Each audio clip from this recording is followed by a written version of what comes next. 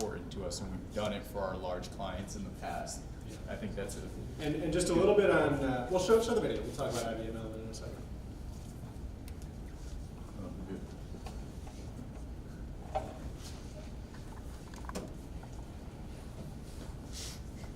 Bring my volumes off. So what you would be hearing her say in the background is that they are, this machine right at this moment, and you can see the ballots coming out the back end, is that is scanning 12,000 ballots per hour, 12,000 18-inch double-sided folded ballots per hour. So similar to what we will show you on this scanner that we have in front of us. And that's just one machine. If you're scanning, she also mentions a statistic, if they were scanning an 8.5 by 11 card, they would be scanning more around 18 to 19,000 ballots an hour on that machine. So what King County does is they have two of these large scanners, and then they have 7 of a model that's a little bit smaller, still from IBML, but it's a little bigger than that. And those do about 8,000 an hour, so that gets them up to maybe, like you said, about 70,000 an hour with redundancy. Right? So that's redundancy across 9 systems, and they can bring it down. They don't use them all for every election, and they can scale up and down. A couple things about IBML. This is what's called an image track light. It has 1 pocket. They have models that have 2 pockets, 3 pockets, that do different outstackings. Because of our digital process, we only need 1 pocket, so we don't need multiple different pockets. But we recognize that jurisdictions have different needs and maybe how they do sort physical ballots and how they do approach those things. Could be for recounts, could be for other audits, et cetera. And so IBML has a similar process. They'll sit down and we'll determine what the need is. Right? King didn't need that. They wanted everything to be digitized. They didn't need the different outstacking pockets. But they have models that have multiple different pockets that allows sort of that functionality if you need to sort by precinct or look at certain things. Does King County, do they, when they return their ballots, are they folded ballots? Yeah, so it's all absentee, so they're folded ballots. Okay. Yeah, they're folded in a probably similar way. Gotcha. Yeah. They cut them, so they go through they have a big process to they do signature review, they're cut, they're put in sort of stacks of hundreds, I think, and then they're scanned. They don't sort them by precinct or anything before they do that shit. Now, that scanner is not on the state term contract, correct? That standard is not currently on the Ohio term contract because it's really, we would bring it through if there was an interest level, but it's not in the current. It's not certified yet. No, we did not bring it through state certification in Ohio. Yeah. It's certified in Washington, Got it. so it's used there, and we would bring it through certification. The one thing that's important is you have to bring through the exact model. So if you wanted like the 3 pockets, that's one of the reasons we don't bring it through is we want to understand what the exact configuration is, and then we bring through that model. Right. Realistically, Cuyahoga would be one of the few counties in the state that would have the need for a scanner of that size. So we'd add an addendum to the state contract. What is the cost of that? Well, it depends on the configuration. So I would be guessing depending on. What are we talking about? 2,000, 200,000, 2 million? About that. Between, yeah. Okay. Not the first one, not the last Give one. me a Not 2 number. million, not 2,000. Okay. In between. Okay. Closer to your second guess. Gotcha. Yeah. But it does, I mean, I hate to, but it does depend on the configuration. It does depend on IBML. It depends on the support.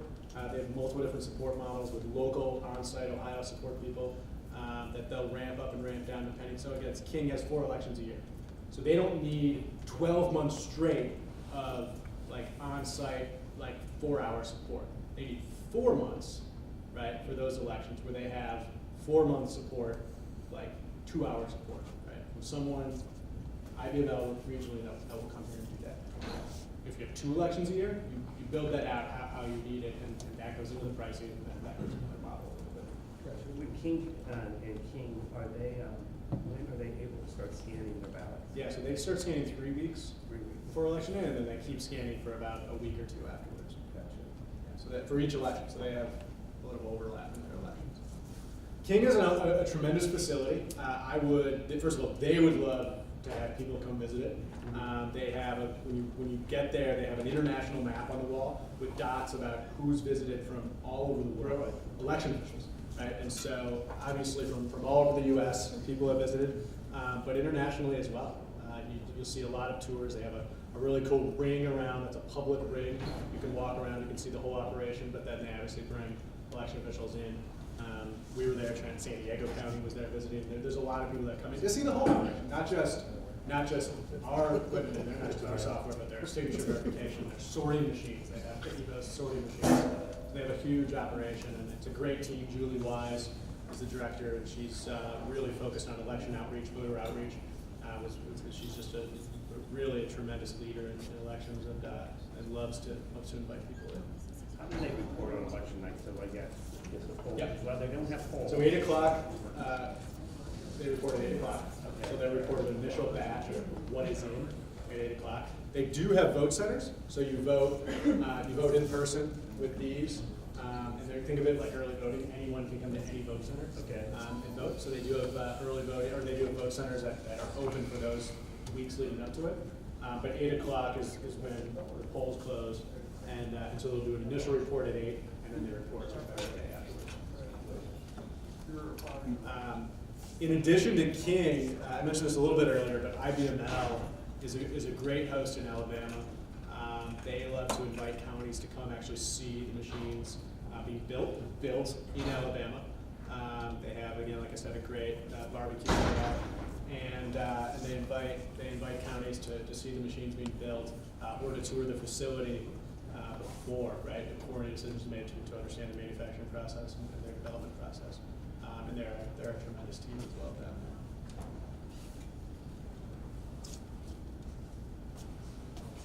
And we can obviously share this video. You can hear, his name is Geraldine, who runs their tabulation operation there, their scanner operation.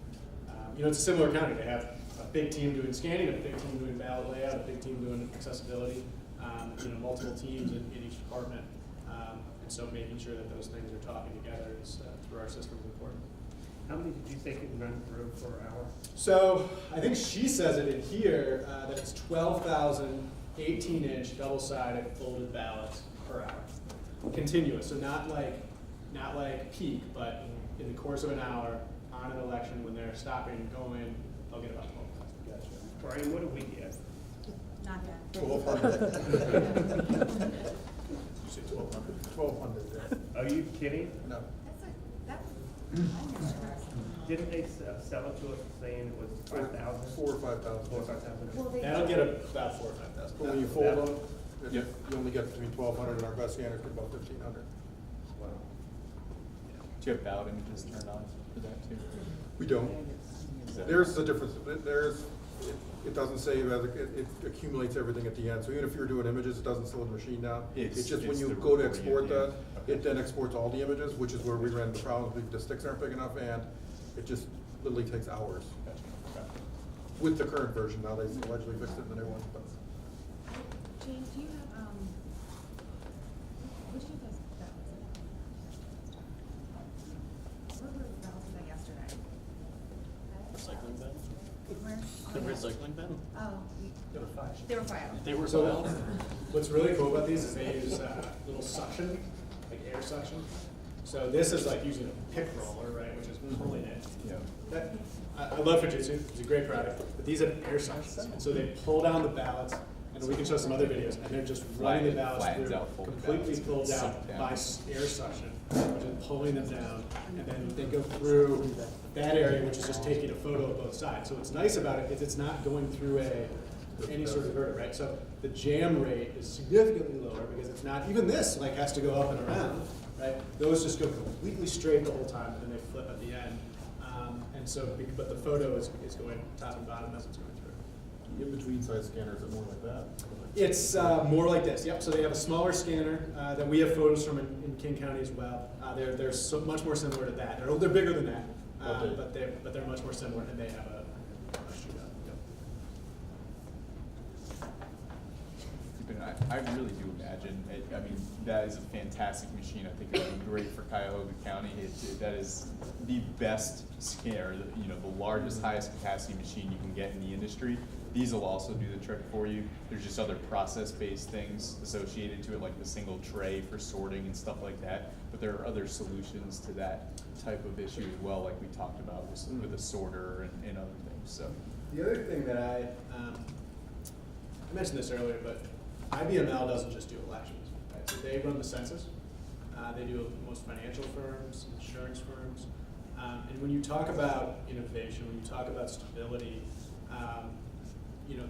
that's an example of expanding outside of, diversifying outside of the elections market, right? Which, as everyone knows, is the elections market is cyclical. It's its own market. But having partners that do business that are really focused, that are huge in other enormous markets that are really, really stable, has been great for our business just by seeing the innovation they have, by seeing the stability they have, the supply chain they have, and it's really uncomparable to what we see in some of the other systems that are proprietary to elections, right, and are really only built for their system. These just their use cases is so much greater that the functionality just continues to grow.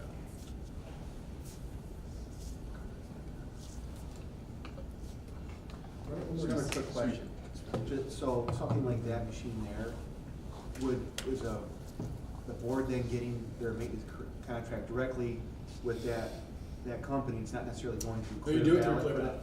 So you are You do it through ClearBallot. You do both? Yep, Okay. yep. We work it through ClearBallot because, we still think it's important that we're the single throat that you can show, right? If something goes wrong, you should be able to call us.